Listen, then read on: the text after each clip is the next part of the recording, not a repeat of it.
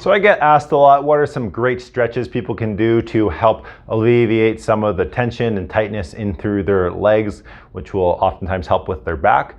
If there's more flexibility, mobility in through your hamstrings, that'll oftentimes take a lot of tension off of your lumbar spine or your lower back when you're bending over to pick things up off the ground. So I'm going to show you a couple great stretches you can do for your hamstrings and some common mistakes people do all the time. So as you may know, the hamstring attaches below the knee here, and then it comes all the way up and attaches approximately right there, the bottom of our pelvis on the ischium, we call it. So the way we stretch it is by extending or trying to separate these two body parts away from each other. So of course we straighten the knee nice and tall, and then we stick our bum back. We're trying to get this part away from this part. So we flex or extend back like that. Okay, and there's a couple different, think of the hamstrings as the inside muscles and the outside muscles. So to stretch more of the inside muscles, I'll sometimes lean over like that, just turn the hips over slightly like this. And then oftentimes that outside hamstring muscle is quite a bit more tense and tight than the inside. So what we'll do is we'll again have the knee straight, extend the hips back a little bit, push them back just slightly, and then we'll turn towards the leg, and that provides a huge stretch in through this region here.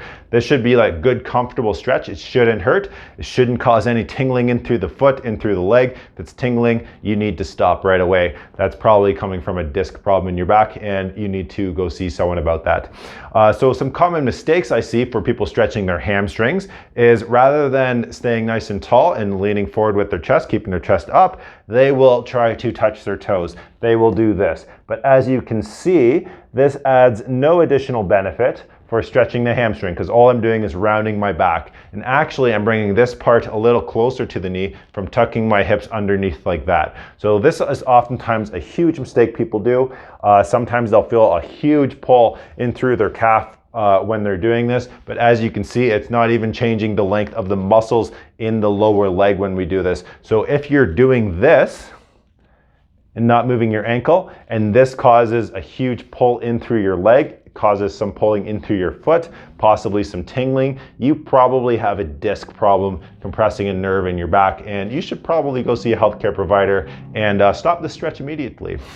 So again, just to recap, good stretch for the hamstrings, nice and tall, leg out like this, and we just straighten the knee, stick our hips back, and this is more than adequate for a lot of people. If we're doing that on the ground, let me just change the camera angle a bit.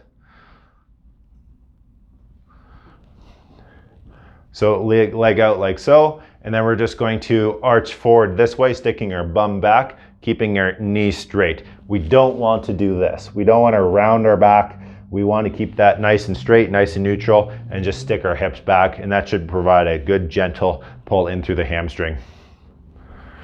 All right, well there you have it, and I hope that helps.